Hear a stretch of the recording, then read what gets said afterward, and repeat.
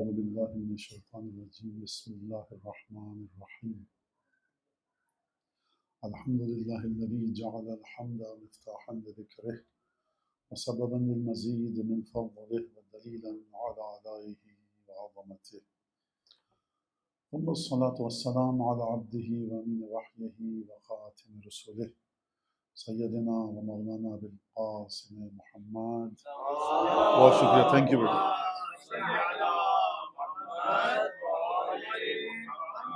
وعلى أهل بيته الطيبين الطاهرين الذين أذهب الله عنهم الرجس وطهرهم تطهيرا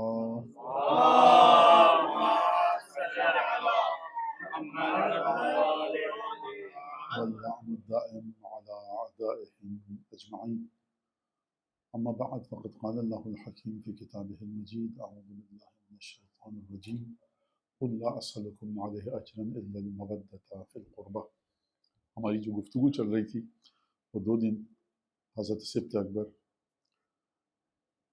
امام مظلوم حضرت امام مجتبیٰ کے بارے میں تھی، اور ظاہر سی بات ہے کہ 1 یا 2 یا 20 یا 30 40 50 شبوں میں بھی کسی بھی امام کے بارے میں آپ گفتگو کریں وہ مکمل نہیں رہ پائی، لیکن بہرحال جس حد تک ہم برکتیں حاصل کرنا چاہتے تھے ان دونوں شہزادوں کے وجود سے، خصوصاً حضرت امام مجتبیٰ، انشاءاللہ کہ وہ آپ کو اور مجھ کو ہم سب کو سننے والوں کو مل گئی۔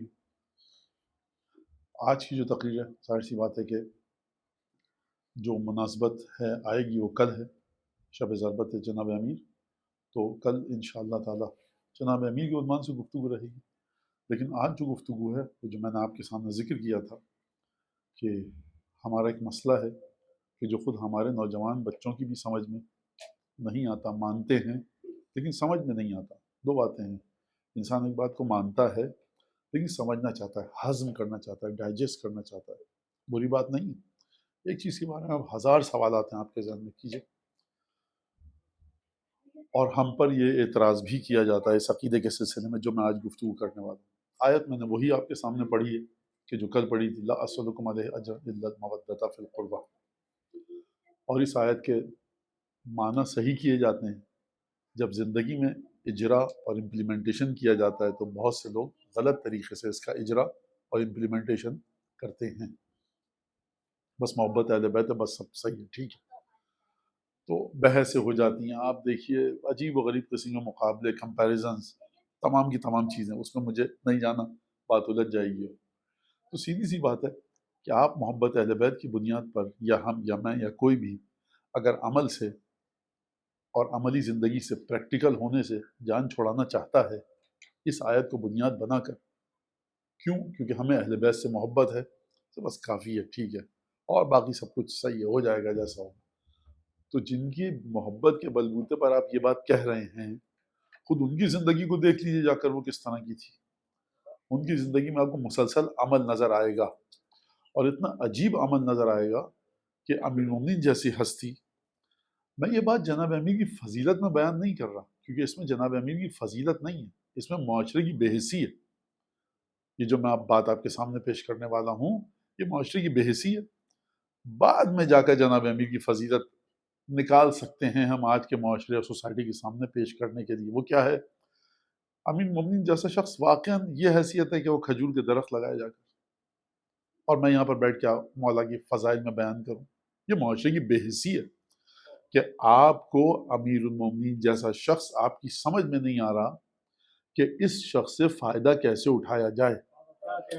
آپ کہیں گے ہمیں نہیں پتا تھا کہ جناب امیر المومنین کے پاس کون کون سے علم ہیں، یہ تو آپ کے پاس آج نہج البلاغہ آئی ہے، تو اس وقت کے لوگوں کو کیا پتا تھا؟ تو ہم نے بھی یہ بات نہیں کہی۔ رسول خدا نے اگر جناب امیر کی زندگی کا کوئی گوشہ چھوڑا ہوتا کہ جس کی تعریف نہ کی ہوتی تو آپ کہہ سکتے تھے کہ ہم علی کو نہیں جانتے تھے، ہمارے ساتھ پلا بڑھا تھا، مکے کی گلیوں میں کھیلا کودا تھا، مدینے میں 2-4 جنگوں میں تلواریں بھی چلائی تھی، یہ تو سبھی کرتے ہیں۔ تو رسول خدا نے ایک ایک فضیلت کو آشکار کیا تھا، ایک ایک پہلو کے اوپر جناب رسالت آپ نے گفتگو فرمائی تھی، اس طرح سے گفتگو فرمائی تھی کہ امت کے پاس کوئی راستہ نہیں تھا سوائے اس بات کے کہ اگر امت اپنے گھروں کی تعمیر بھی کرنا چاہے مدینے میں تو جناب امیر سے آگر پوچھے کس رخ پر دروازہ رکھیں۔ لہٰذا یہ ایک بڑی عجیب بات ہے کہ جو شخصیت ہے ملٹی ڈائمینشنل، اور یہ لفظ بڑا چھوٹا ہے ملٹی ڈائمینشنل کہنا جناب امیر کی شخصیت کے لیے. یعنی اگر اولین و آخرین میں دیکھیں کہ خداوند تبارک تعالیٰ کا معجزہ سب سے بڑا کون سا ہے تو وہ ہے رسول خدا، اور رسول خدا کا سب سے بڑا معجزہ ہے جناب امیر.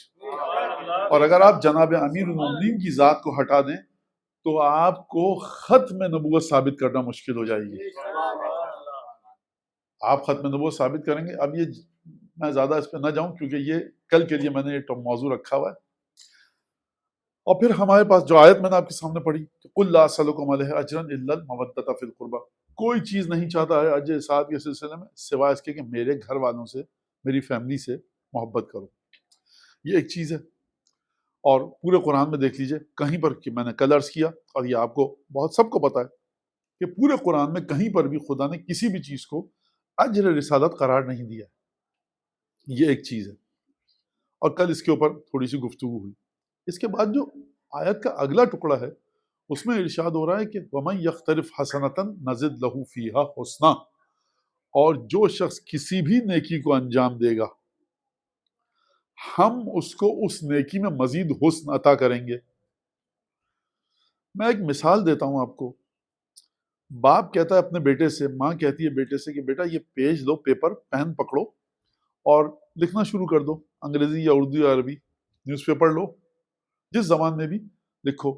وہ کہے کہ یہ بڑی خراب ہینڈ رائٹنگ ہے. تو ماں یا باپ یا ٹیچر کیا کہتا ہے؟ کہتے ہیں کہ بیٹا دیکھو آج جو پیج لکھا ہے کل اس سے بہتر لکھو گے اور بہتر لکھو گے اور بہتر لکھو گے اور تم آہستہ آہستہ کیلیگرافی کے ماہر بن جاؤ گے، کیلیگرافسٹ ہو جاؤ گے. تو اس کا مطلب یہ کہ بعض کام جب آپ شروع کرتے ہیں اور ان کو کرتے رہیں تو آپ کی پریکٹس کی وجہ سے آپ کے اندر پرفیکشن آتی ہے اور وہ کام اچھا کرنے لگتے ہیں. میں پوچھوں گا پرفیکشن کیسے آئی آپ کے اندر؟ آپ کہیں گے مولانا ہم اتنے سالوں سے کرکٹ کھیلنے والے، ہاکی، فٹ بال کھیلنے والے بچے جانتے ہیں کہ کس طرح سے پرفیکشن لائی جا سکتی ہے. اسٹڈیز کے سلسلے میں، تعلیم، ایجوکیشن کے سلسلے میں. آپ ایک درزی کے پاس جائیے، آپ نے 5 سال پہلے جو شرٹ سی تھی میرے لیے وہ اتنی اچھی اسٹچنگ نہیں تھی، یہ تو بڑی زبردست اسٹچنگ ہے. کیا سرکار 5 سال ہو گئے، کوئی 2000 شرٹ سی چکا ہوں، تو میں نے یہ کام کیا، میرے اندر پرفیکشن آئی میری بنیاد پہ. میرے اندر، اس کو یاد رکھیے گا، مجھے جملے سے کام ہے، میرے اندر پرفیکشن آئی میری پریکٹس کی بنیاد پر، میرے کام میں. خدا کہہ رہا ہے تم کسی بھی نیکی کو اگر انجام دو گے، یقترف حسنتن، حسنتن کا مطلب ہے کوئی بھی نیکی کسی بھی قسم کی، چھوٹی یا بڑی نیکی، اپنی تمام کی تمام کوالٹیز کے ساتھ، نیکی اپنی تمام کی تمام کلاسیفیکیشنز کے ساتھ، ڈویژنز کے ساتھ. پردگاہ فرما رہا ہے میں یقترف حسنتن، کوئی بھی تم نے نیکی انجام دی، نزد لہو فیہا حسنا، ہم اس کو بڑھائیں گے حسن کے لحاظ سے.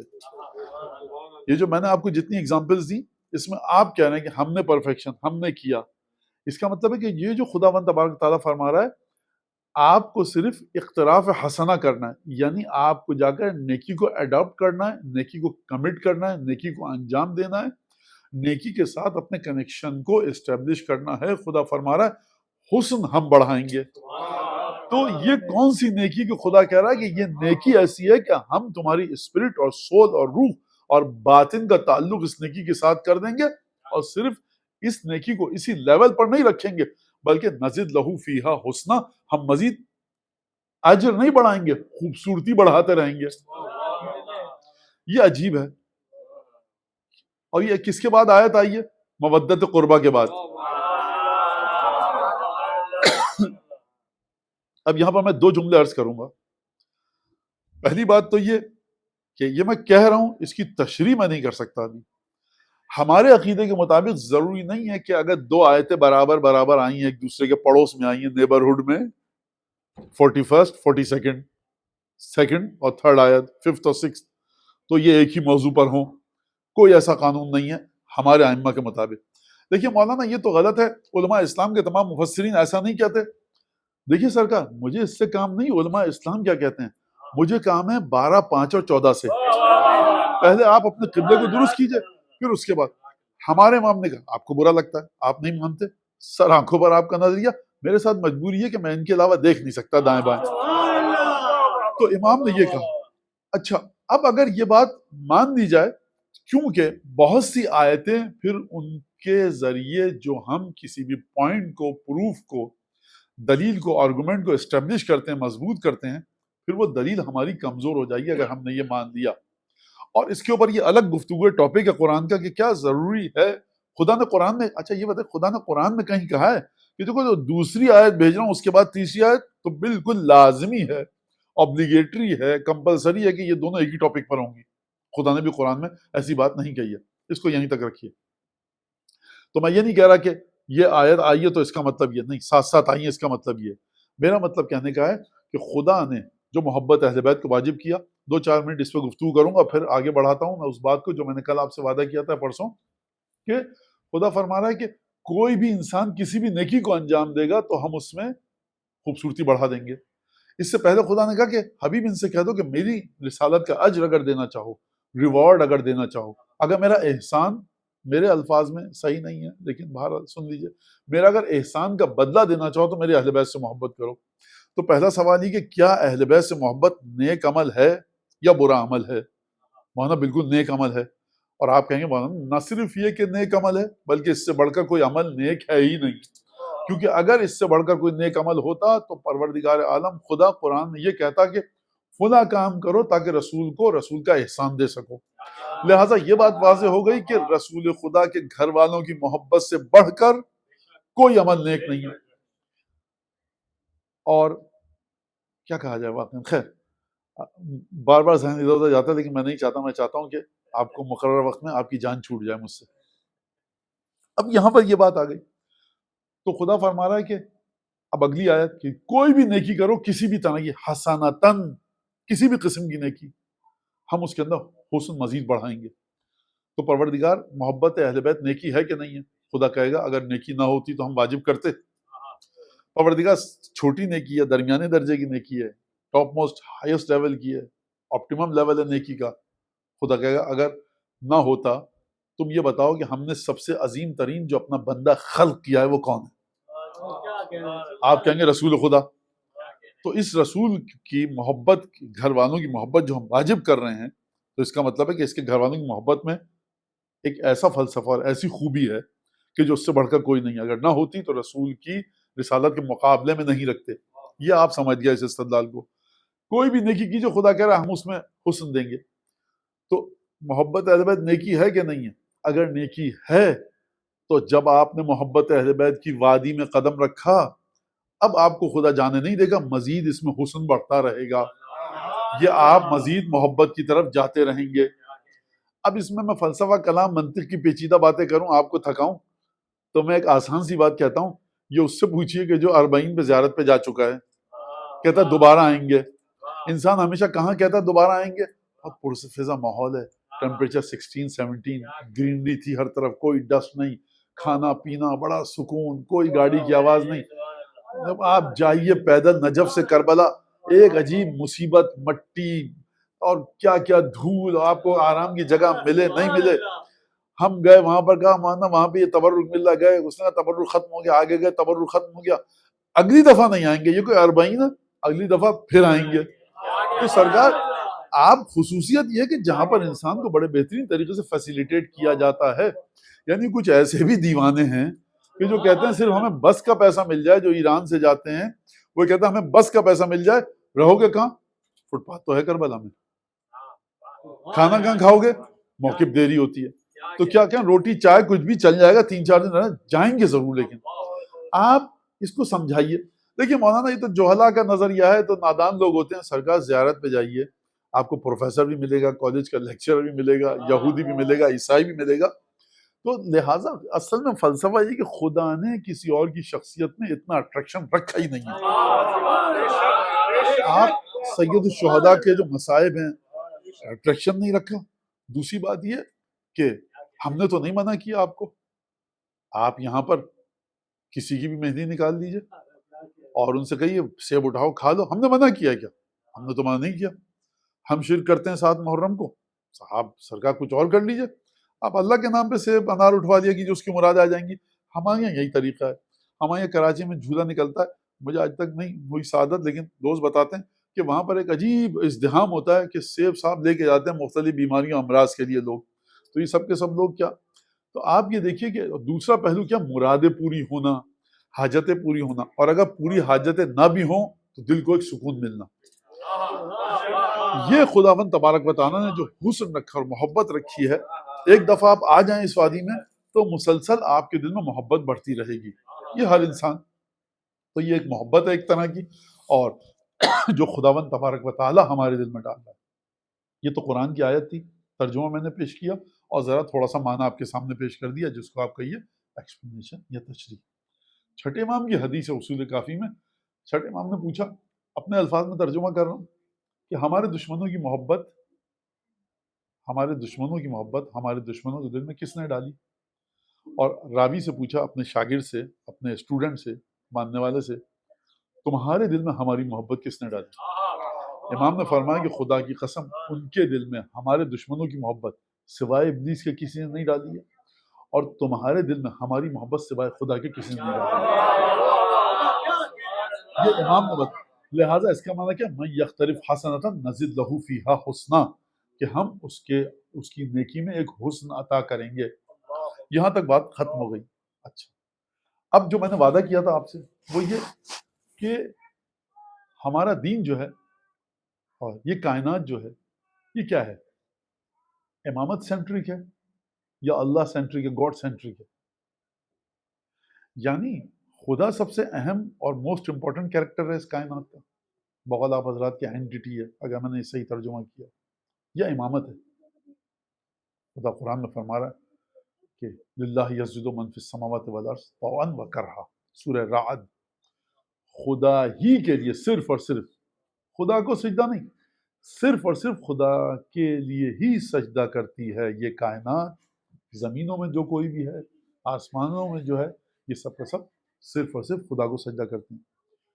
اور ان من شیء الا یسبح بحمدہ، خدا کی تسبیح، ہر چیز خدا کی تسبیح کر رہی ہے. تو مولانا یہ تو ہو گئی اللہ سینٹرک، گاڈ سینٹرک. مرکز میں خدا ہے، سب سے زیادہ امپورٹنٹ خدا ہے. تو یہ جو آپ امامت کی بات کرتے ہیں تو آپ خدا کی بات کیوں نہیں کرتے؟ اگر قرآن کے مطابق خالق وہ ہے، رازق وہ ہے، جو کہ ہے، توحید ایک ہے، تمام کے تمام کام وہی کرتا ہے. ابھی ایک بندہ مومن نے مجھ سے نماز غفلہ کا مسئلہ پوچھا تو میرے ذہن میں یاد آ گیا، مامن ورقت، کوئی بھی ایسا پتا نہیں ہے کہ جو گرے اور خدا کو اس کا علم نہ ہو. ہر چیز کو خدا کا علم ہے. تو آپ، رازق وہ ہے، خالق وہ ہے، کریشن اس کی ہے، رزق وہ دیتا ہے. آپ کوئی بھی چیز کہیے خدا کے اختیار سے، جورسڈکشن سے باہر نہیں. تو پھر آپ کے مذہب میں لیکن نظر آتا ہے کہ آپ امامت سینٹرک ہیں. تو یہ آپ کا عقیدہ قرآن سے مخالف ہے کہ نہیں ہے؟ اچھا، پہلے تو میں جلدی ڈرائیو تھرو ایک جواب دے دوں آپ کو، ٹھیک ہے؟ ڈرائیو تھرو جواب یہ ہے کہ ہاں سر، درود پڑھیں محمد عالم.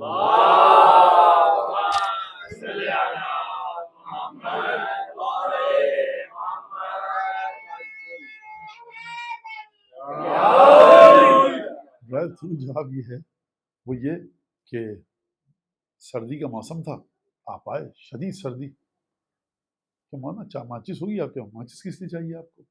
کہ چولہا جلانا. چولہا کیوں جلانا؟ چائے بنانی ہے. بھائی گاڈ سینٹرک ہے، اللہ سے کہیے بھیج دیں آپ کو. بچہ رو رہا ہے، ماں کہہ رہی ہے کہ مجھے اس کو بھوک کو اس کے مٹانا ہے. اب وہ کسی بھی طریقے سے جو جتنا عمر ہے بچے کی، خدا گاڈ سینٹرک ہے، خدا سے کہیے. کوئی نوکری، کالج کون سا اچھا ہے مولانا؟ سجدے میں گر جائیے، اللہ فلا فلاحی عبدو کا بابک، گاڈ سینٹرک ہے. تو اچھا یہ سمجھ میں آ گیا. اب ذرا سا آگے مت جائیے گا ڈرائیو تھرو کرنے کے لیے، ریورس میں آئیے، پیچھے زمانے میں چلیے. مریم کو خدا کہہ رہا ہے کہ مریم تمہاری عزت کو ہم بچائیں گے، گواہی دیں گے کہ تم نیک ہو. اشارہ کرنا بچے کی طرف. خدا تو کائنات مسلمان آپ سب کہتے ہیں گاڈ سینٹرک ہے، آسمان پہ آ جائے. حضرت یوسف کے اوپر اتنا خطرناک ایلیگیشن لگا، اتنا خطرناک ایلیگیشن لگا کہ خدا چاہتا تو حضرت یوسف کو جس نے خواب کی تعبیر کا علم دیا، جو خواب دیکھتے تھے لوگ، حضرت یوسف اس کی ایکسپلینیشن یا انٹرپریٹیشن دیتے تھے، اور یہ بڑا عجیب علم ہے. تو حضرت یوسف کو خدا ایک طاقت دیتا، اشارہ کرتے زلیخا کی طرف، سجدے میں گر جاتی، کہتی ہاں صحیح کہہ رہا ہے، یہ گناہ میری طرف سے تھا، اس کی طرف سے نہیں تھا۔ قرآن کے شاہد من اہلہا، زلیخا کے رشتہ داروں میں سے ایک بچے نے، البتہ صحیح تلفظ زلیخا ہے، لیکن آپ کہیں گے یہ کون سی خاتون ہے، نہیں وہ زلیخا ہی گاؤں ہے، قرآن میں کہیں زلیخا کا نام نہیں ہے۔ تو وہاں پر شاہد من اہلہا، وہیں سے جو بچہ تھا جھولے میں تھا، حضرت عیسیٰ کی تقریباً عمر کا، اس نے گواہی دی کہ ان کانت قمیص ہو قد من دبر ان کان قمیص ہو قد من قبل، اگر لباس اس طرح سے ہے تو یہ ہے، اس طرح سے ہے تو یہ ہے۔ بچے سے جملہ بلوایا تو حضرت یوسف نے، خدایا گاڈ سینٹرک ہے، یہ بچے کو کیوں مدد لے رہا تھا؟ آپ انبیاء کو دیکھیے، تمام کی تمام چیزوں کو، لاٹھی دی گئی، مارو پتھر پہ پانی نکلے گا، مارو پانی پہ پتھر بن جائے گا، آپ کو ہاتھ دیا گیا، اچھا جب دیکھو کرنا، موسیٰ سے کہتے ہیں موسیٰ دیکھو انگلی کا اشارہ کرنا سارے سانپ مر جائیں گے، کہا کہ دیکھو لاٹھی پھینکنا۔ حضرت یہ تمام کے تمام معجزے جو ہیں یہ کس کے ذریعے آ رہے ہیں، کس کے ذریعے ظاہر ہو رہے ہیں؟ یہ خدا کے بندوں کے ذریعے ظاہر ہو رہے ہیں۔ لہٰذا آپ کھانا پکانے کے لیے چولہے کا سہارا کیوں لیتے ہیں؟ آپ تمام کی تمام چیزوں کے لیے کسی ریلیونٹ چیز کی مدد کیوں مانگتے ہیں؟ اس کو ہمارے علماء نے، ائمہ معصومین نے فرمایا، اب اللہ الا ان یجری الامور باسبابها، خدا نے یہ ارادہ کیا ہے کائنات کی کریشن کے سلسلے میں کہ چیزوں کو ان کے ریلیونٹ کاز اور ایفیکٹ کے سسٹم کے ذریعے چلائے گا۔ تو یہاں تک یہ بات ہو گئی۔ تو ایک تو بات یہ ہوگی کہ صاحب امامت سینٹری کا، گاڈ سینٹری کا، آپ خدا کا کیوں نہیں بات کرتے؟ تو یہ میں نے ایک حد تک آپ کو جواب سمجھا دیا۔ دوسری بات یہ کہ آپ جو بات کرتے ہیں تو آپ ائمہ کو الوہیت کی صفت تک لے کے چلے جاتے ہیں، آپ ائمہ کو خدا تک لے کر چلے جاتے ہیں۔ خدا کو خدا رہن دیجئے، ائمہ کو ائمہ رہن دیجئے۔ تو سرکار آپ مجھے بتائیے کہ آپ، میں یہ بھی ڈرتا ہوں کہ گفتگو خشک نہ ہو، آسان بھی ہو، اور میں قرآن اور حدیثوں سے دور نہ ہٹوں، اپنا فلسفہ میں نہ بگاڑنے لگوں یہاں پر، جو کہ مناسب بات نہیں ہے۔ تو سرکار اگر ہم یہ کہہ رہے ہوتے کہ ائمہ کی نعوذ باللہ بقول آپ حضرات کے کہ دکان لگا دی ہے ہم نے اور خدا اللہ کے خدا کو ہم بھول گئے ہیں، تو حضور ہم اپنے ائمہ کی خصوصیات کو یہ بیان کرتے ہیں کہ عبادتیں ان کی بڑی بہترین تھیں۔ ہم اپنے ائمہ کے، آپ یہ قنوت کیوں پڑھتے ہیں؟ ائمہ نے سکھایا ہے۔ سجدہ ایسے کیوں کرتے ہیں؟ ائمہ نے سکھایا ہے۔ قیام یہ کیوں کرتے ہیں؟ ائمہ نے سکھایا ہے۔ ہم عبادتوں کو اپنی ائمہ کے ذریعے سیکھتے ہیں۔ ہم تمام کی تمام خصوصیات جو ائمہ کی ہیں وہ اطاعت الہی کے مرحلے پر لا کر بیان کرتے ہیں کہ امام کا اخلاق بہترین تھا، بنی بشر کو، بنی نوع انسان کو، ہیومن بینگ کو، سوسائٹی کو جو ائمہ نے فائدہ پہنچایا کسی نے نہیں پہنچایا۔ ائمہ کی گفتگو کا طریقہ کیا تھا، ائمہ کے بات کرنے کا طریقہ کیا تھا، دشمنوں کے ساتھ، دوستوں کے ساتھ ڈیبیٹ کیسے کرتے تھے، گفتگو کیسے کرتے تھے۔ ایک روایت پانچویں چھٹے امام کی، کیونکہ زیادہ انہوں نے ڈیبیٹ کی ہے، مناظرے کیے، مباحثے کیے، ایک جگہ آپ نہیں بتا سکتے، ایک جگہ کہ جو ہماری عادت ہے، کوئی آیا تو کان سرگوشی ملا کے آئے کہ یہ دیوبندی ہے، شیعہ ہے، سنی ہے، بریلوی ہے، یہ تو بتاؤ، اسی حساب سے بات کریں۔ امام نے کبھی پوچھا ہی نہیں۔ امام کو تو علم غیب تھا، آپ کا امام کو علم غیب تھا، میں علم غیب کی بات نہیں کر رہا۔ امام کے اصحاب نے بھی کبھی نہیں پوچھا کہ تم پہلے بتاؤ تم ہو کون۔ جو سوال کیا ریلیونٹ جواب دیا، یا فلسفہ اور منطق کے ذریعے یا قرآن اور حدیث کے ذریعے۔ یہ ایک بڑی اہم چیز ہے کہ آپ مد مقابل کے اسکول آف تھاٹ سے ڈفرنٹ رہے ہیں، بالکل آپ بالکل الگ ہیں اس سے۔ وہ جانتا ہے آپ اس کی بات نہیں مانیں گے، وہ آپ کی بات نہیں مانے گا، لیکن تم جو سوال کرو اس کا جواب یہ۔ تو خصوصیات انسانی اور اخلاقی مورل ویلیوز جو ہم کو ائمہ سے ملی اس میں ہم تعریف کرتے ہیں۔ اور اگر ہم ائمہ کو الوہیت، خدا کے مرحلے تک لے جا رہے ہوتے تو ہم یہ نہیں کہہ رہے ہوتے کہ یہ بہترین عبادت کرتے تھے، عبادتیں ہم نے ان سے سیکھی۔ اگر ہم ان کو الوہیت کے مرحلے پر لے جا رہے ہوتے تو ہم ان کی شہادت اور موت اور انتقال کی گواہی نہیں دیتے کہ آپ اس دنیا سے جا چکے ہیں۔ ہم یہ نہیں کہتے کہ آپ ہماری شفاعت کروائیں گے قیامت میں، آپ ہماری مدد فرمائیں گے، وہ ایک الگ گفتگو ہے۔ لہٰذا یہ بات کہنا کہ ہم خدا کے مرحلے تک لے جاتے ہیں، یہ چیز صحیح نہیں ہے۔ اور اب دیکھیے پورے دلائل اس کا میں یہاں پر احاطہ اور بیان نہیں کر سکتا، بڑے ایک انکلوسیو اور کمپریہنسو وے میں اس حد تک ہو گئی بات، ہو گئی۔ لیکن ہم اسی بات کو اگر واضح کرنا چاہیں تو ماشاءاللہ سے ہر روز پڑھی جاتی ہے دعا، اور میری درخواست ہے کہ آپ دعا افتتاح کا ترجمہ ضرور پڑھیے۔ آپ یہ سمجھیے کہ آپ کا دین کس طرح سے چیزوں کو سامنے رکھتا ہے۔ میں پہلے ایک درود بھیجیں ذرا محمد آدم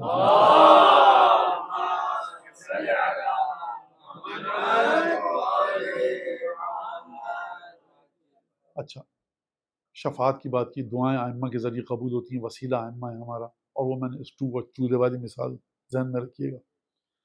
اب ایک بات اور کہی جاتی ہے کہ آپ لوگ اتنا امام کرتے ہیں، امام سجاد دعا ابو حمزہ صومالی میں فرما رہے الحمدللہ الذی، جب میں اس سے حمد اس خدا کی، جب میں اس کو مانگتا ہوں اس سے یعطینی، حمد اس خدا کی کہ جب میں رک جاتا ہوں تو وہ مجھے خود دیتا ہے، حمد اس خدا کی کہ بغیر شفین فیقضی لی حاجتی، الحمدللہ الذی، حمد اس خدا کی جو بغیر کسی واسطے کے میری بات سنتا ہے۔ دیکھیے امام تو کہہ رہے ہیں کہ اس خدا کی حمد ہے، اس خدا کی حمد ہے جو براہ راست سن رہا ہے، دیکھ رہا ہے۔ حضور یہ خدا کی خصوصیات کا ذکر ہے، بات بہت آسان ہے، گھبرائیے گا مت، کوئی راکٹ سائنس نہیں پیش کر رہا، بہت آسان بات ہے۔ آپ اعتراض کو سمجھے پہلے کیا ہوتا ہے کہ امام جب گفتگو کریں تو خدا کی حمد بجا لا رہے ہیں اور کہہ رہے ہیں حمد اس خدا کی جو یہ کرتا ہے، حمد اس خدا کی جو یہ کرتا ہے، حمد اس خدا کی جو یہ کرتا ہے، حمد اس خدا کی جو میری باتوں کو بغیر کسی وسیلے کے سنتا ہے، حمد اس خدا کی جو میری حاجتوں کو خود پورا کرتا ہے۔ تو امام سجاد تو فرمانا اس خدا کی حمد ہے، اس خدا کی حمد ہے، اور آپ کہہ رہے ہیں امام زمانہ کا واسطہ، امیر المومنین کا واسطہ، تو آپ کی سوچ امام سجاد سے ٹکرا رہی ہے کہ نہیں ٹکرا رہی؟ تو ہمارا نوجوان بچہ بڑا سٹ پٹاتا ہے، کہتا ہے کہ ہاں پریشان رہتا ہے کیسے حل کریں اس مسئلے کو۔ تو سرکار سب سے پہلی بات یہ کہ امام سجاد بات کر رہے ہیں، آپ نہیں کہہ رہے،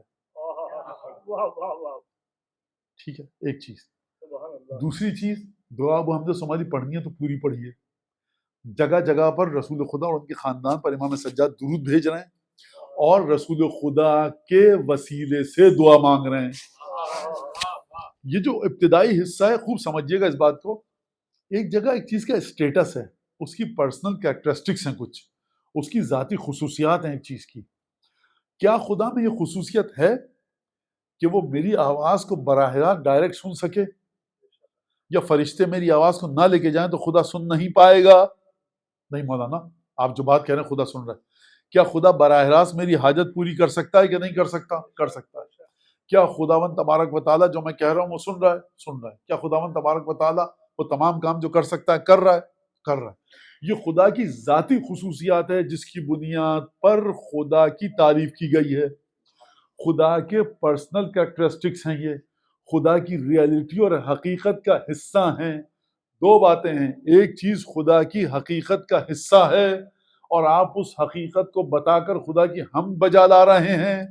دوسرا مرحلہ یہ ہے کہ خدا نے سسٹم کیا بنایا ہے کہ جس کے پیچھے چل کے آپ کو خدا تک پہنچنا ہے۔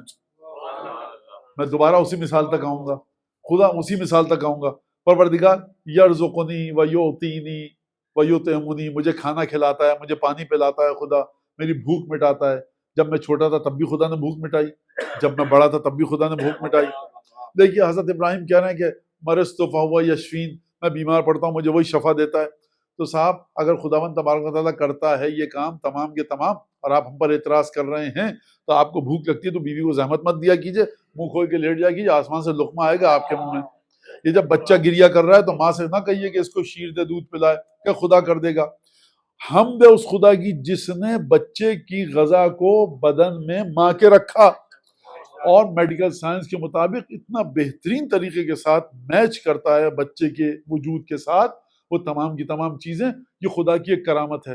خدا قرآن میں جگہ جگہ فرما رہا ہے اپنے بارے میں۔ آپ حیوانات کے بارے میں دیکھتے ہیں کہ خداوند تبارک و تعالیٰ نے ایک چھوٹا سا معجزہ بتایا ہے اپنا، کہ جو جانوروں سے بکری ہے، گائے ہے، بھینس ہے، جس سے ہم دودھ حاصل کرتے ہیں، خدا کہہ رہے من بین فرس و دم لبنا خالصا سائغا۔ خداوند تبارک و تعالیٰ دم کہتے ہیں خون کو، فرس کہتے ہیں جو اس کے جسم میں بول و براز ہے، ٹھیک ہے، یعنی کیا مطلب جو نجاست ہے، جو فضلہ ہے بدن میں انسان کے ہے۔ یہ جو بلڈ کیپیلریز کی طرح نسیں آ رہی ہیں، کھانے کو ڈائجسٹ کرتا ہے معدہ، اور اس کے بعد اس معدے کے ساتھ کس طرح سے یہ دودھ بنتا ہے۔ حیوان کے بدن میں خون بھی ہے، حیوان کے بدن میں فضلہ بھی ہے، لیکن جب دودھ آتا ہے تو نہ اس میں خون کا پنکش کلر بھی نہیں ہوتا، فضلے کی بو بھی نہیں ہوتی۔ کیا نیوٹریشن ویلیوز ہوتی ہیں اس کے اندر، یہ خداوند تبارک تعالیٰ کر رہا ہے کہ نہیں کر رہا؟ کر رہا ہے۔ یہ کس نے رکھا؟ الحمدللہ خدا نے رکھا۔ اچھا صاحب، جانور کو آپ چارہ مت کھلائیے، کہیے خدا نے تو رکھا دے دے گا، خدا کہے گا اس کو چارہ کھلاؤ گے، یہ گریزنگ کرے گا، گھاس کھائے گا تو دودھ پیدا ہوگا۔ تو خداوند تبارک و تعالیٰ سسٹم جو خدا نے رکھا ہے اس سسٹم کو فالو آپ کیجئے، ایک حد تک آپ کو فالو کرنا ہے، اس کے بعد نتیجہ خدا پر چھوڑ دیجئے۔ تو یہ خداوند تبارک و تعالیٰ کی ہم امام سجاد بجا لا رہے ہیں، اس کا یہ مطلب نہیں کہ خداوند تبارک و تعالیٰ نے بغیر وسیلے کے دنیا کو خلق کیا ہے۔ جب جناب عیسیٰ کی ولادت ہوئی تو جبریل کو زحمت دی کہ جاؤ اور جا کر مریم کو اطلاع دو، اور اس کے جناب مریم کے اوپر پھونکو جا کر۔ قرآن کی جو آیت ہے اس کے مطابق اگر کہا جائے، جو علماء نے لکھا ہے تفسیر میں، کہ یہ پھونکو، جس کی وجہ سے عیسائی ایک مسئلے میں گرفتار ہو گئے۔ لہٰذا خداوند تبارک و تعالیٰ کی کچھ ذاتی خصوصیات ہیں جس کی بنیاد پر خدا کی تعریف ہے، حمد ہے، پریز کی جاتی ہے خدا کی، جو حمد کا ترجمہ کرتے ہیں۔ آخری جملہ کہوں پھر میں آتا ہوں دعا افتتاح کی طرف۔ الحمدللہ رب العالمین، حمد اس خدا کی ہے کہ کون ہے جو رب العالمین، عالمین یعنی پوری کی پوری یونیورس، یہ بلین ٹریلین اور ملٹی ٹریلین سیورل ٹریلین جتنی بھی گیلیکسیز ہیں یہ سب کے سب عالمین ہیں۔ ان کو براٹ اپ کرنے والا کون ہے، ان کی ضرورتیں دینے والا کون ہے؟ قرآن کہہ رہا ہے خدا ہے رب العالمین۔ جتنی بھی کائنات کے اندر چیزوں کو، اس گیلیکسیز کو ضرورت ہے وہ خدا پال پوس رہا ہے، ان کو دے رہا ہے۔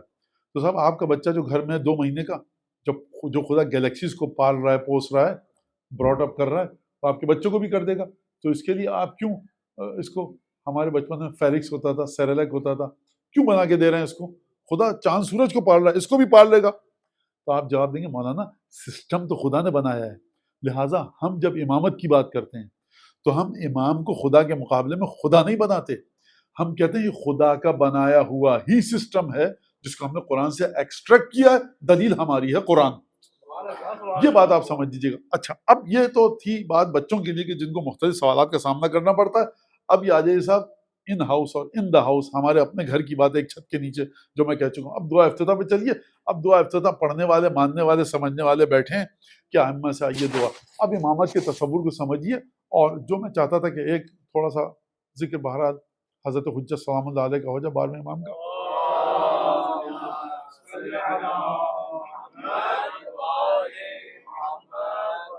کہ جب دعا افتتاح چلتی ہے، ہمارا اگر ہم کہیں ہمارے مذہب کا تعارف نامہ دعا افتتاح ہے تو میں نے بالکل غلط نہیں کہا۔ اگر بچے سمجھتے ہیں بڑے بریف اور بڑے کلیئر وے میں کہ اس سے شارٹ ہو نہیں سکتا، دعا افتتاح سے مختصر کوئی چیز ہو نہیں سکتی، اس سے مختصر اور اتنا کلیئر وے میں اگر آپ کو مذہب کی روٹ سمجھنی ہے تو جائیے دعا افتتاح کا ترجمے کے ساتھ مطالعہ کیجیے۔ اب میں کیا بتاؤں آپ کے سامنے، آپ تو روز ہی پڑھ رہے ہیں۔ دعا افتتاح ہے، اس میں کس کی تعریف ہے؟ 14 معصومین کی تعریف ہے، اور سب سے بڑھ کر 14 معصومین کے بعد کس کی تعریف ہے؟ امام زمانہ کی تعریف ہے، اور پھر امام زمانہ کے ساتھ آپ کا کنیکشن۔ دوبارہ سے دہراؤں گا 3 چیزیں۔ سب سے پہلے خدا کی وحدانیت اور توحید، اس کے بعد ائمہ 14 معصومین کا ذکر، پھر اس کے بعد 12ویں امام کا ذکر، اور 12ویں امام کے ساتھ آپ کا کنیکشن، اور غیبت کبریٰ میں آپ کی کیفیت کیا ہے، آپ کا اسٹیٹس کیا ہے۔ ان 4 چیزوں کے گرد دعا افتتاح گھومتی ہے۔ آپ جا کر مطالعہ کیجیے گا، اردو میں ٹرانسلیشن پڑھیے گا، جس کو انگریزی آتی ہے انگریزی میں پڑھے۔ شروع کس طرح سے ہو رہی ہے دیکھیے،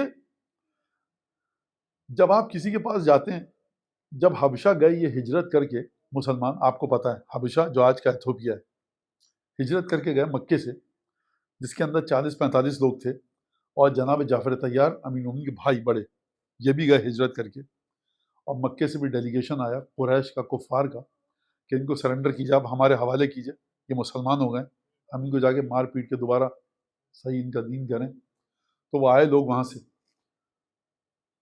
آئے تو بادشاہ نے کہا کہ بلاؤ بھائی مسلمانوں کو، یہ کہتے کیا ہیں؟ تو کفار نے کہا مکے کے، جو آپ جس عیسیٰ کو بیٹا کہتے ہیں نا خدا کا، یہ کہتے ہیں بندہ تھا۔ یہ تو بڑی ایک آفینسو قسم کا ایک مسئلہ ہو گیا۔ جناب جعفر طیار تھے وہاں پر، 40-45 آدمیوں میں سب کو عربی آتی تھی، سب ایک ساتھ مسلمان ہوئے تھے۔ اور جناب جعفر طیار کے بارے میں نہیں کیا، جناب جعفر طیار کا اسلام الگ ہے۔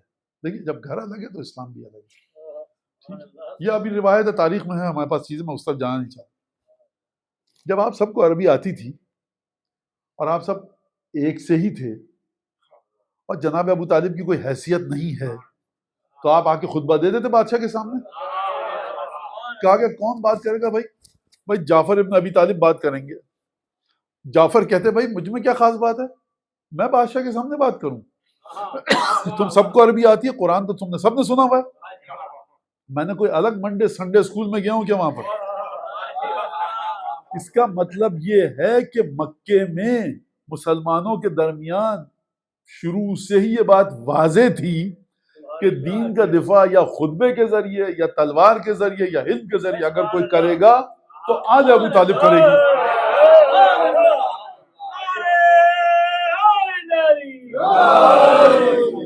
حضرت ابو طالب نے یہ نہیں کہا بادشاہ کے سامنے جا رہا ہوں میں نے ٹریننگ نہیں لی آج تک اوریٹری کی، سوچنے دو تو پہلے مجھے پوائنٹس تو میں بلٹ پوائنٹس اپنے رکھ لوں، ایک سمری اس کی بناؤں، کوئی بات نکل گئی تو یہ واپس کر دے گا، ہم کو مار دیں گے سب. میٹنگ بتائی جا بھائی تم سب آؤ مشورہ دو، مشورہ نہیں لیا جعفر طیار نے کسی سے. اچھا مشورہ وہ لے، تم سے مشورہ میں اس وقت لوں گا جب تمہارے یا میرے برابر کا ہوگا یا مجھ سے زیادہ ہوگا. تم ہم سے زیادہ تو کیا برابر کے بھی نہیں ہو، ہم تم سے نہیں کچھ پوچھیں گے، ہم خود جا کے بات کریں گے. سرکار بادشاہ کے سامنے یہاں پہ اگر بات کی جائے آپ سے کہ پرائم منسٹر آسٹریلیا کے سامنے جا کر بات کرنی ہے تو میٹنگ ہوگی کون جائے گا اور کیا پوائنٹ کس پوائنٹ پہ بات کریں گے. اب وہاں پہ جائیں گے جب آپ تو کہیں گے پرائم منسٹر صاحب یہ دیکھیے گا، کہے گا ہماری جو چاندنی تھی نا وہ ڈرائی کلینر نے پھاڑ دی تھی. اس کی کہا یہ چاندنی پھاڑ دی تھی ڈرائی کلینر دھوتے ہوئے، تم یہ بات پرائم منسٹر کے سامنے کرو گے. اچھا دیکھیے اس میں یہ تھا کہ وہاں پہ ہمارے یہاں بلیاں آ جاتی ہیں لڑتی ہیں تو بلیوں کا کچھ کیجیے آپ کوڑے دان کے پاس. بھائی یہ پی ایم کے سامنے کرنے والی باتیں نہیں، اس کا مطلب ہے ٹریننگ چاہیے ہوتی ہے، جتنا لیول آپ کا ایڈریس کرنے والا اوپر جائے گا. بادشاہ 50 مسلمانوں کی جان کی ضمانت جعفر طیار نے دی ہے. بات کس طرح سے کی جائے، بات کس طرح سے کی جائے، تو یہ بات سمجھ گیا بات کس طرح سے کی جائے. چلیے آپ اب دعا افتتاح رمضان میں ہے، کیا کی جائے؟ خدایا ہمارے گناہ معاف کر دے، افطاری کو قبول فرما. لیول سرکار لیول الگ ہے، خاندان. آپ انسان جب پہلا جملہ پڑھتا نا دعا افتتاح کا، کہتا بند کر کے رکھ دو اور زندگی بھر اسی جملے پہ سوچتے رہیں گے. اللہم انی افتتح الثناء بحمدک وانت مسدد للصواب بمنک. پروردگار اب میں گفتگو شروع کر رہا ہوں، ماہ مبارک رمضان آ چکا ہے. افتتح الثناء بحمدک، افتتاح یفتتح افتتاح، اس کا انگریزی میں ترجمہ انوگریشن. پروردگار میں کھول رہا ہوں گفتگو کے دروازے کو، تجھ سے کھول رہا ہوں. آواز آئی ہے عالم غیب سے، اما تم ہو کون جو مجھ سے گفتگو کر رہے ہو؟ تمہیں تمیز ہے کچھ؟ تو ہو کون تم لوگ جو مجھ سے گفتگو کر رہے ہو؟ ہم سے گفتگو کرنے کے لیے پتہ ہے کیا ہونا چاہیے؟ وَكَلَّمَ اللَّهُ مُوسَىٰ تَكْلِيمًا، موسیٰ نے ہم سے گفتگو کی ہے، ہم نے عیسیٰ سے گفتگو کی ہے، پیغمبروں سے گفتگو کی. تم گفتگو کرو گے ہم سے؟ تم جاؤ اپنا استغفار کرتے رہو گناہوں کے لیے. نہیں، آپ کو اجازت دی گئی افتتح الثناء بحمدک وانت مسدد للصواب بمنک. اس کا ذرا ترجمہ سنیے. پروردگار میں تیری ثنا، تیری تعریف اور تجھے ایڈمائر کرنا اور تجھے پریز کرنے کا دروازہ کھول رہا ہوں. دروازہ آپ کھولتے ہیں کیسے کھولتے ہیں؟ یا تو آج کل کارڈ ہوتا ہے بٹن دباتے ہیں، یا آنکھوں کو چیک کرتا ہے آپ کی. پرانے زمانے میں آپ نے اس کا ہینڈل لیا، کھول دیا دروازہ. تو اللہم انی افتتح الثناء، میں تیری ثنا کا دروازہ کھول رہا ہوں. کیسے کھول رہا ہوں؟ بحمدک، تیری حمد کے ذریعے. یہ آپ دو لفظوں کی فصاحت و بلاغت کو دیکھیے، آپ کی سمجھ میں آئے گا کہ یہ دعا افتتاح ہے کیا. ثنا کہتے ہیں تعریف کو، ایک جنرلائز وے میں تعریف. یہ تعریف کرو. کیسے تعریف کرو؟ ہر تعریف نہیں، بحمدک. اگر آپ دیکھیں مفسرین کی جو باتیں ہیں حمد کے معنی کیسے سے، میننگ کیا ہے حمد کی، تو 10-11 معنی بتائیں مفسرین. نہ وہ 11 معنی مجھے یاد ہیں، اور یاد بھی ہوتے تو میں آپ کو کیا بتاتا، وقت ضائع کرنا ہے. جو آسان ترین معنی میری سمجھ میں آتا ہے کہ بتایا جا سکتا ہے وہ یہ ہے کہ جب کوئی موجود کوئی چیز اپنی ذاتی انٹینشن سے، اپنی جورسڈکشن میں رہتے ہوئے، اپنی ایبلٹی کے مطابق، اپنی کیپیسٹی کے مطابق اچھا کام انجام دے اور آپ اس وقت اس کی تعریف کریں تو یہ ہے حمد. خداوند تبارک و تعالیٰ تیرے سارے کام جو تو نے کیے ہیں اپنے اختیار سے کیے ہیں، امپوز نہیں تھے تجھ پر. تو نے فرعون کو زندہ رکھا، امپوز نہیں تھا. تو نے موسیٰ کو طاقت دی، کسی نے تجھ پر امپوز نہیں کیا. امام زمانہ غیبت میں کسی نے تجھ پر امپوز نہیں کیا. تو لاچار نہیں، تیرے ہاتھ نہیں بندھے ہوئے. تو ہر کام اپنی مرضی سے کرتا ہے، اپنے اختیار سے کرتا ہے، لہٰذا اللہم کس طرح سے پروردگار تیری تعریف کروں؟ اس طرح پروردگار تیرا جو بھی کام ہے نا وہ بڑا خوبصورت ہے، تیری مرضی کے مطابق ہے۔ اگر زکریا اور یحییٰ کو شہید کیا گیا تو پروردگار اس میں بھی تیری کوئی خوب بہترین مصلحت تھی۔ سید الشہداء کے شہید ہوئے، اس میں بھی تیری کوئی مصلحت تھی۔ اب یہ جملہ میں نے کہا یہ عقیدے کے بہت سارے سوالات آپ کے ذہن میں لائے گا۔ سوال کا گلا مت گھوٹا کیجئے، سوال کو پروان چڑھائیے، وہ بعد میں کر سکتے ہیں آپ، ابھی نہیں۔ تو جو بھی واقعہ ہوا 19 کو ہمارے مولا کو ضربت لگی، یہ تیری مشیت، بڑی گہری مشیت کا ایک سلسلہ تھا۔ پروردگار تیرے سارے کام اختیاری ہیں، تیرے اپنے اختیار سے ہیں، کوئی بھی چیز امپوز نہیں ہے، اور تیرے سارے کام خوبصورت ہیں۔ اللہم انی افتتح الثناء بحمدک وانت مسدد للصواب ممن۔ 3 لفظ ہیں وہ، مسدد، ثواب اور من۔ مسدد کسے کہتے ہیں؟ کسی بھی چیز کو کنکریٹ کرنا، اسٹرینتھن کرنا، بیٹرمنٹ، انہینسمنٹ، مضبوط کرنا۔ مسدد، تسدید۔ تسدید کس سے نکلا ہے؟ سد سے۔ سد کس کو کہتے ہیں آپ؟ ڈیم کو۔ آپ نے دیکھا پانی کے سامنے ہزاروں میٹرک ٹن پانی ہے، اگر آپ جو گھروں کی دیواریں اس پانی کو نہیں روک سکتی، شہر کے شہر بہا کے لے جاتا ہے وہ پانی، تو آپ دیوار کو کھڑا کرتے ہیں وہاں پر اور وہ دیوار اس پانی کو روکتی ہے، تو اس کو کہتے ہیں آپ سد۔ تسدید کا مطلب کسی چیز کو مضبوطی کے ساتھ اپنے مقام پر جمع دینا۔ پروردگار تو جو تسدید کرتا ہے نا، مضبوطی کے ساتھ، بڑی طاقت کے ساتھ جمع کر اچھائی کو، وہ تیرا احسان ہے ہم پر جو تو یہ کام کرتا ہے۔ میں اس کو مزید ذرا واضح کروں، تھوڑا سا مشکل ہے یہ جملہ۔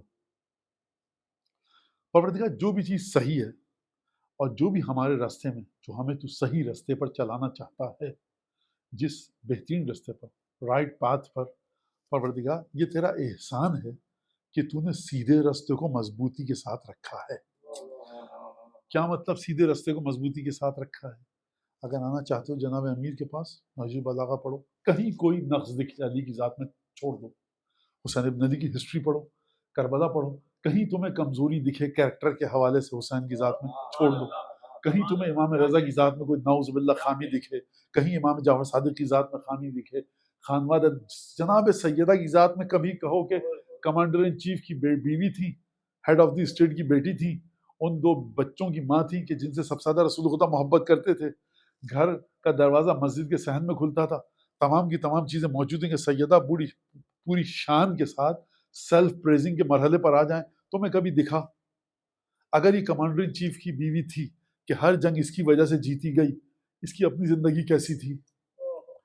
تو آپ یہ سب باتیں ہیومن لیول پر لا کر دیکھیے آپ کو، تو انت مسدد للصواب بمنک، خدا نے سیدھے راستے کو خلق نہیں کیا ہے، صرف سیدھے راستے کو خلق کرنے کے بعد اس طرح سے اس کو آپ کے سامنے پروجیکٹ کیا ہے، پرومیننٹ کیا ہے، illuminated کیا ہے کہ وہاں پر وہ مضبوط ہو گیا، اور کسی میں طاقت ہی نہیں ہے کہ سیدہ کے سامنے آئے، کسی میں طاقت ہی نہیں کہ امام حسن امام حسین کے سامنے آئے، کسی میں طاقت ہی نہیں کہ حضرت رضا کے سامنے آئے، امام زمانہ کے سامنے آئے۔ لہٰذا آپ یہ باتیں دیکھیے تمام کی تمام مسدد للصواب بمنک۔ میں نے ثواب کہتے ہیں صحیح کو، اچھائی کو، صحیح بات کو۔ تو سرکار مجھے جب بھی صحیح اور اچھی اور سچائی دکھتی ہے تو ان 14/5/12 میں دکھتی ہے، لہٰذا میں نے مثال کے طور پر آپ کو یہی بات پیش کی۔ اب ایک درود بھیجیں محمد آل محمد۔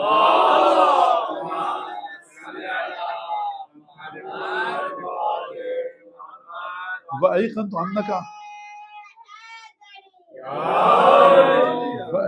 أَنَّكَ أَنْتَ أَرْحَمُ الراحمین فی موضع العفو والرحمہ وأشد المعاقبین فی موضع الکبریاء والعظمہ وأعظم المتجبرین فی موضع الکبریاء والعظمہ۔ یہ 3 جملے دیکھیے آپ، ارحم الراحمین، اشد المعاقبین، وأعظم المتجبرین۔ ارحم الراحمین سب کو پتہ ہے معنی۔ پروردگار تو جب رحم کرنے پر آتا ہے تو تجھ سے زیادہ بڑا رحم دل کوئی نہیں ہے۔ دنیا میں جتنی بھی مثالیں رحم دلی کی ہیں تو اس سے کہیں آگے۔ واشد المعاقب فی موضع النکال والنقمہ، اور جب تو سزا دینے پر آتا ہے تو تجھ سے بڑی سزا دینے والا کوئی نہیں۔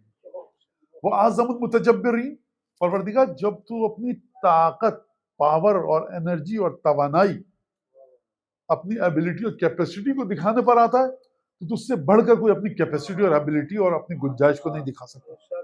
لیکن کن مقامات پر؟ جو رحم کرنے کی جگہ ہے تو وہاں پر رحم کرتا ہے، تو سزا دینے کی جگہ ہے وہاں پر سزا دیتا ہے۔ پروردگار جب تو معاف کرنے پر آتا ہے تو اس طرح سے معاف کرتا ہے، بہانے ڈھونڈتا ہے تو معاف کرنے کے۔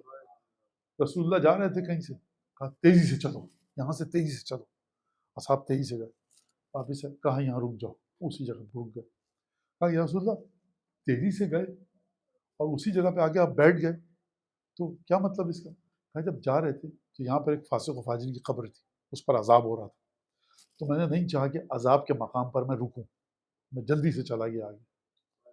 یا رسول اللہ عذاب ہو رہا تھا، آپ پہ تو نہیں آتا، بیٹھ جاتے، اچھا بیٹھ جاتے تو آپ کے احترام میں عذاب رک جاتا؟ نہیں، حکم خدا نہیں ہے ابھی عذاب ہوگا۔ رسول خدا وہاں پہ کھڑا نہیں ہونا چاہ رہے کہ جہاں پہ عذاب ہو رہا ہے، کیونکہ ہو سکتا ہے کہ خداوند تبارک و تعالیٰ کی مشیت میں دخل دے دوں۔ یہ میری ذاتی پرسپشن ہے، آپ غلط بھی کہہ سکتے ہیں اس کو، میں یہ سمجھتا ہوں اس روایت سے تیزی سے چلو یہاں سے، واپس اسی جگہ بیٹھ گئے، کہا بیٹھ جاؤ تھوڑی دیر۔ اصحاب نے کہا یا رسول اللہ یہ وہی جگہ ہے، 2-3 سال بعد تو ہم واپس نہیں آ رہے، میں اپنے الفاظ بھی شامل کر دیتا ہوں تاکہ سمجھانے کے لیے۔ تو یا رسول اللہ بیٹھ گئے، کہا جب جا رہے تھے تو عذاب ہو رہا تھا، واپس آ رہے تھے تو اس کے اوپر رحمت برس رہی تھی۔ کہا کیوں؟ کہا کہ کیونکہ اس کے بیٹے نے، جو مردہ ہے اس قبر میں، اس کے بیٹے نے بسم اللہ الرحمن الرحیم پڑھا تھا، اور خدا کہتا ہے کہ جو میرا نام لے رحمان اور رحیم کی صفت کے ساتھ، میں اس کے باپ کو عذاب کیسے کروں؟ لہٰذا اب آپ مجھے بتائیے کوئی لاجیکل ریزن بنتی ہے، کوئی فلاسفیکل ریزن، کوئی کسی قسم کا انٹلیکٹ نہیں، بالکل کوئی ایسی بات نہیں ہے، بیٹا پڑھ رہا ہے، لیکن خدا بہانے ڈھونڈتا ہے، اس کی رحمت کے جو بہانے ہیں وہ کسی بھی عقل کی گنجائش میں نہیں آتے۔ ارحم الراحمین فی موضع العفو والرحمہ واشد المعاقبین فی موضع النکال والنقمہ، اس سے زیادہ کڑی، کٹھن اور سخت سزا نہیں دیتا اگر خدا سزا دینے پہ آئے۔ جہنم میں ایک تابوت ہے جس میں 14 لوگوں کو رکھا ہوا ہے خدا نے، فرعون ہے، حامان ہے، قارون ہے، بہرحال 14 لوگ ہیں اس کے اندر۔ جب خدا کو جہنم کی آگ تیز کرنی ہوتی ہے تو جہنم کی انتہائی تہ سے خدا اس تابوت کو لاتا ہے وسط میں، اور وہ جو تابوت ہے مرکز ہے آگ کا، اس کے اندر وہ لوگ ہیں کہ جنہوں نے اہل بیت کو دکھ دیے، اس کے اندر فرعون ہے، حامان ہے، قارون ہے۔ جب سزا دینے پر آتا ہے تو وہاں رحم کی کوئی گنجائش نہیں ہوتی، جب رحم کرنے پر آتا ہے سزا کی کوئی گنجائش نہیں ہوتی۔ یہ خداوند آپ مجھے بتائیے کہ جو مذہب خدا کو اس طرح سے انٹروڈیوس کروائے اور اس طرح سے گفتگو کروائے کہ خداوند تبارک و تعالیٰ کی جتنی بھی اسپیکٹس ہیں، جتنی بھی ڈائمینشنز ہیں، ان کو وہ مذہب بڑے خوبصورتی کے ساتھ بتائے۔ یہ مت سمجھنا تم جو بھی کرو گے خدا معاف کر دے گا، اچھا یہ بھی مت سمجھنا کہ جو ایسا کوئی گناہ ہے کہ خدا معاف نہ کر پائے۔ خوب غور فرمائیے گا اس کے اوپر۔ تو بعض گناہ ایسے ہوتے ہیں، دیکھیے علماء سے کس نے پوچھا کہ یزید کو بھی معاف کر دے خدا، شمر کو بھی معاف کر دے، تو بڑی اچھا جواب دیا اس عالم نے کہ جس نے خود رحمت الہی کو اپنے ہاتھوں سے دور کیا ہو تو رحمت اس کے پاس کیسے آئے گی؟ قرآن کا فیصلہ ہے انلزمکموها وانتم لها کارہون، ہم تم پر زبردستی کوئی چیز ٹھوس دیں کیا جب تمہیں خود کراہیت آ رہی ہے اس چیز سے؟ وہ چیز اتنی اچھی ہے لیکن تمہیں کراہیت آ رہی ہے۔ خوب توجہ فرمائیں، گلاب کا پھول ہے، بہترین خوشبو ہے، آپ مجھے ہٹائیے اس کو، بڑی گھن آ رہی ہے مجھے، اور نا گلاب کے پھول کی خوشبو کا آپ نے دھتکارا تھا، گلاب تو تیار تھا آپ کے مشام کو معطر کرنے کے لیے۔ لہٰذا رحمت الہیہ حسین ابن علی تھی، رحمت الہی کربلا میں آپ کے سامنے آئی تھی، آپ نے خود اپنے ہاتھوں سے قتل کیا، آپ نے حسین ابن علی کو قتل نہیں کیا ہے، 19 کو آپ نے جناب امیر کے سر پہ ضربت نہیں لگائی، آپ نے رحمت الہی کو اپنے سے دور کیا ہے۔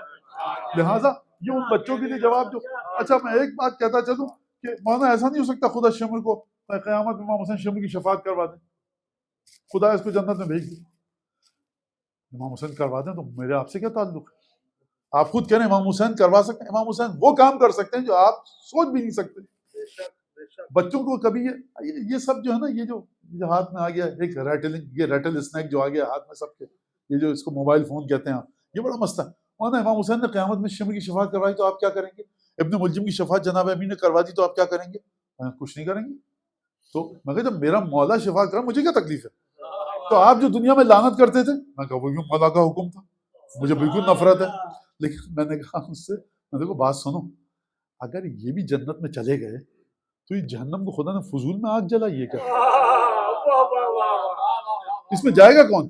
اس میں وہ ہمارا مومن بچہ جائے گا جس نے بیچارے نے ایک بٹن دبا دیا، 5 منٹ میوزک سن لیا، اس میں ہماری نعوذ باللہ وہ مومنہ جائے گی جس کے 4 بال دکھ گئے تھے بیچاری کے غلطی سے، اس میں وہ بچی جائے گی ہماری جس نے نماز قضا کر دی تھی. اگر یہ جائیں گے یہ لوگ جہنم میں اور وہ جنت میں چلے آئیں گے، اچھا انصاف والا خدا ہے آپ کا سرکار.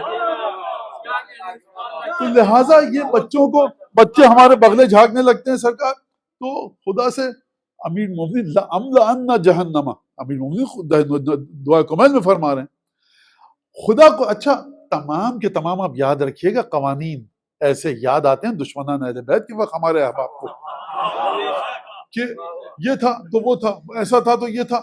سرکار آپ عجیب آدمی ہیں، یعنی جو آپ کے گھر کے شیشہ کھڑکی کا توڑ کے چلا جائے، آپ اس کی 7 پشتوں تک ڈسینڈنگ اور اسینڈنگ آرڈر میں چلے جاتے ہیں اور کہتے خدا تجھے موت دے جہنم کے آخری. عجیب بچوں کی طرف، رمضان تھا سو رہے تھے، عجیب کافر ہیں سرکار. یہ تمام چیزیں ہو جاتی ہیں، لیکن جو گلے کاٹ دے اہل بیت کے، ایسا ہو سکتا ہے کہ نہیں ہو سکتا؟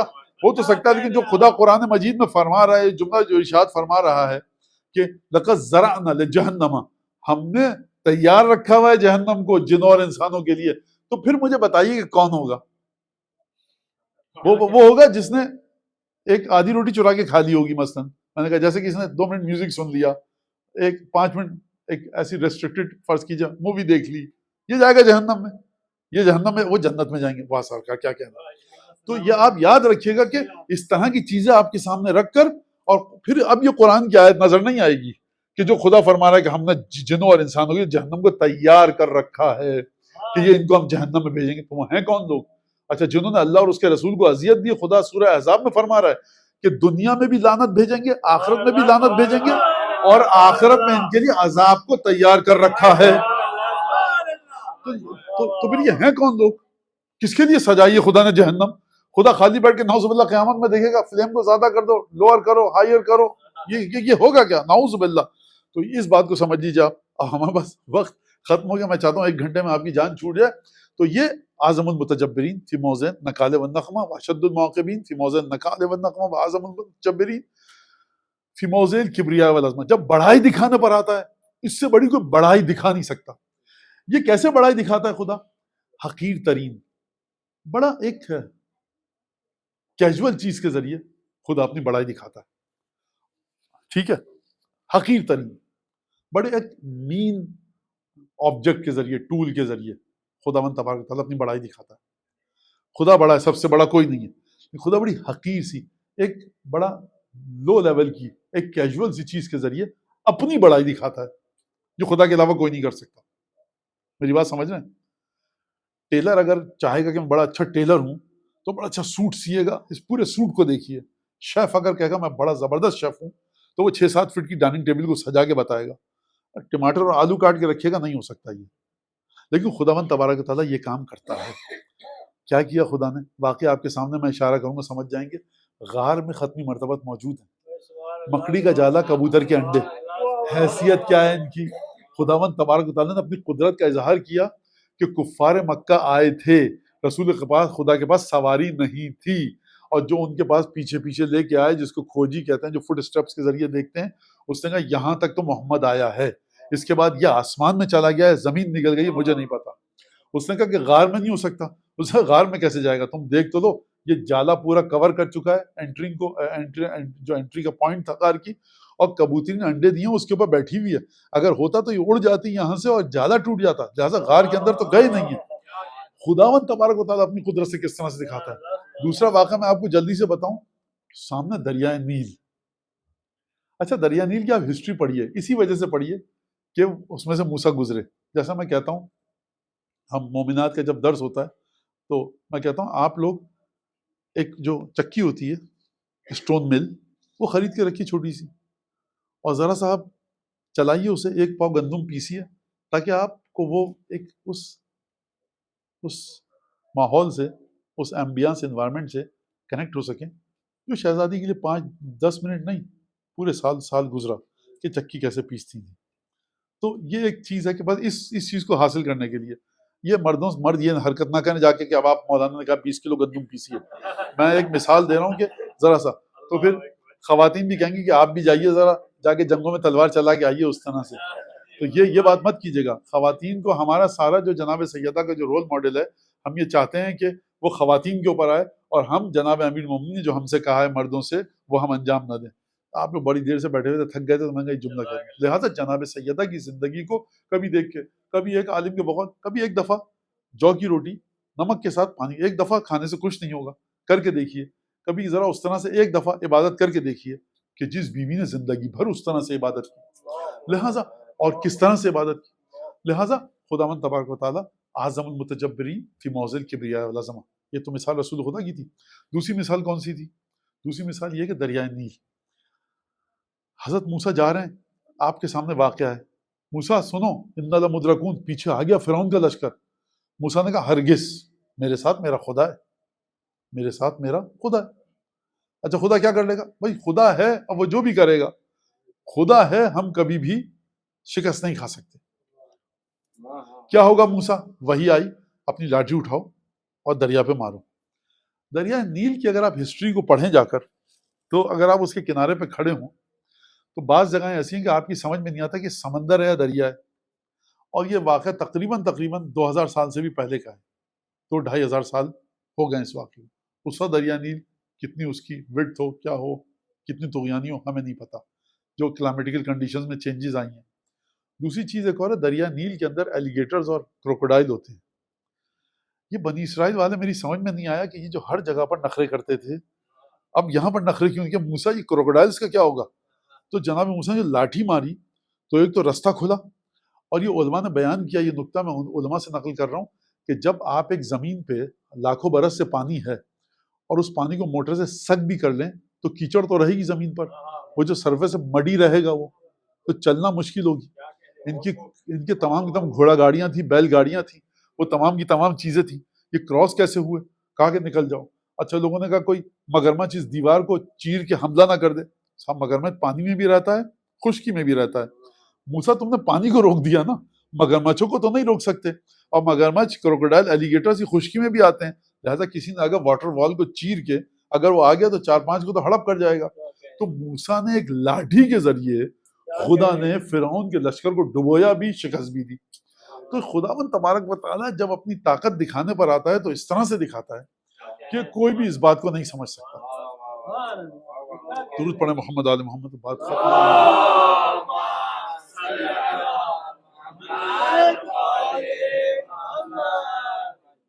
میں نے ایک آپ کے سامنے جملہ پیش کیا تھا کہ بلند ترین نیکی محبت اہل بیت ہے. جب جملوں کو مس یوز کیا جانے لگے تو وہ جملے اپنے ریئل میننگز کو کھو دیتے ہیں، اور وہ ریئل میننگز جو ہوتی ہیں ان کی وہ ایک بڑے نیگیٹو وے میں پھر یوز کی جانے لگ جاتی ہیں سوسائٹی میں. محبت اہل بیت کے ساتھ بھی یہی ہوا. بے عمل لوگوں نے کہا کہ ہمیں نماز روزہ کوئی ضرورت نہیں ہے، ہم محبت اہل بیت، جو کہ غلط ہے مانا. جس کی وجہ سے اب اس موضوع پر گفتگو کرتے ہوئے انسان کو ڈر لگتا ہے کہ کہیں عقیدہ میں کوئی کجی یا انحراف نہ آ جائے. لہٰذا میں مختصر مصائب جیسا کہ طریقہ ہے وہ میں بیان کروں گا. اور محبت اہل بیت کے سلسلے میں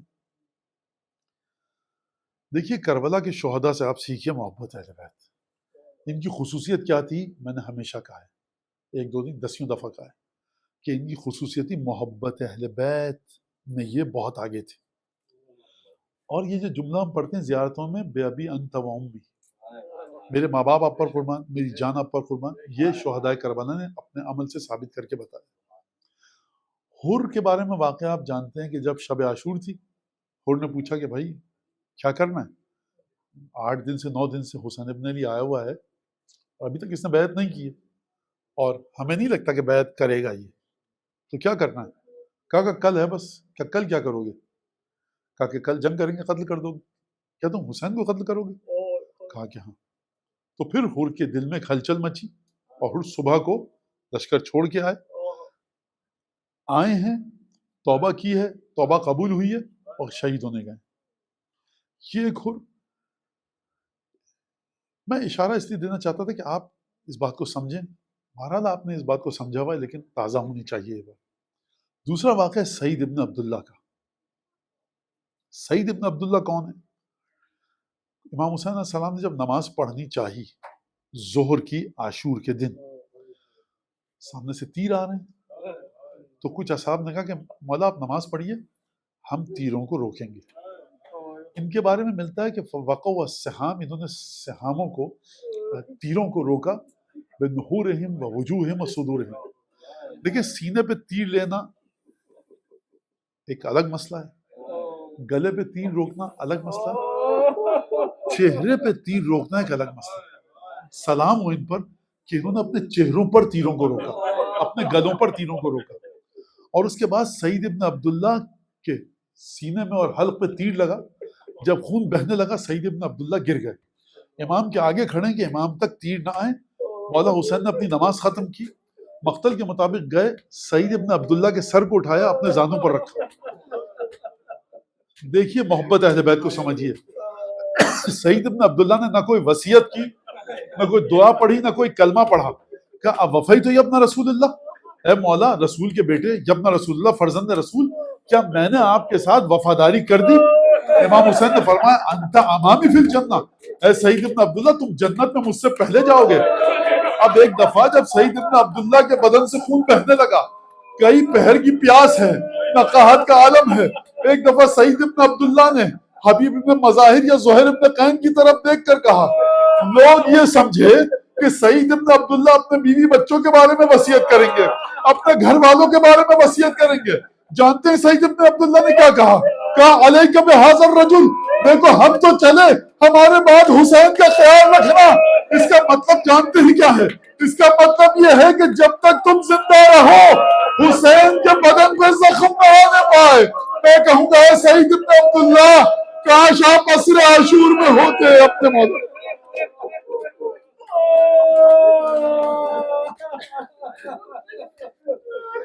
اللہ لعنت اللہ علی القوم وسيعلم الذين ظلموا أي منقلب ينقلب۔